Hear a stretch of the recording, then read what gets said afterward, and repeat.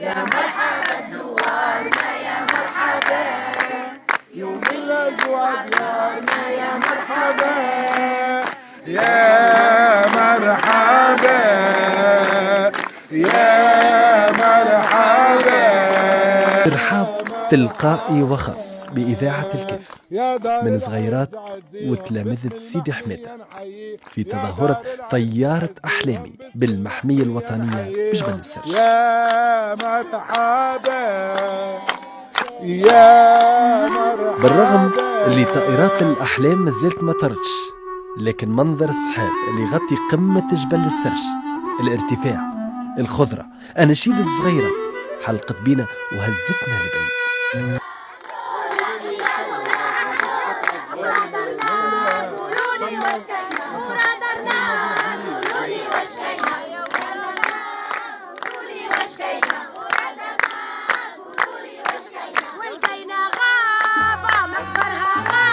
صحيح ما عناش طيارة كيف الصغيرات الموجودين في جبل السرج، لكن عنا طموح ورغبة باش نوصلوا أحلام وأصوات الصغيرات لبعيد، خاصة للمسؤولين على الطفولة في بلادنا.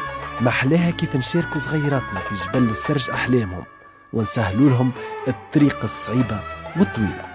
طريقنا صعب طويل لكننا نهوى الصعاب، لكننا نهوى الصعاب. ايش اسمك؟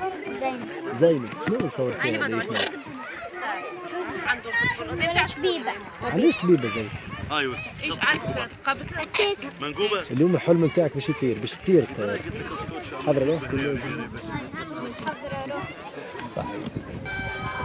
أحلام على الورق، أحلام في الهواء، فيها وقلة اللي طار لبعيد، الأكثرية بقت ملقاة على الأرض، وفيها بين البنين تلخيص رائع لمصيرها الأحلام في المستقبل، خاصة كيف ما توجدش العناية والاهتمام من أهل الاختصاص.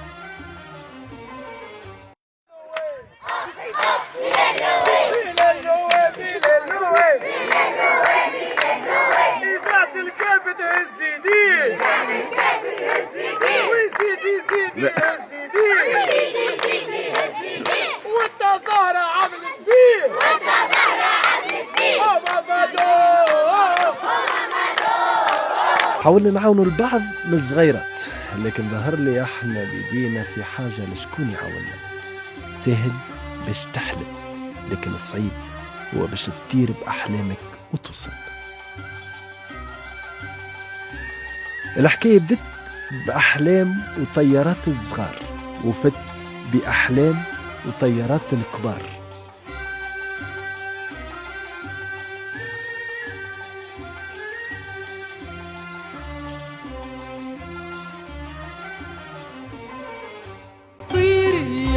ظهر لي أغلبنا عنده أحلام وأماني مكبوتة، وما صدق جاته الفرصة باش يحققها ولو بشكل رمزي.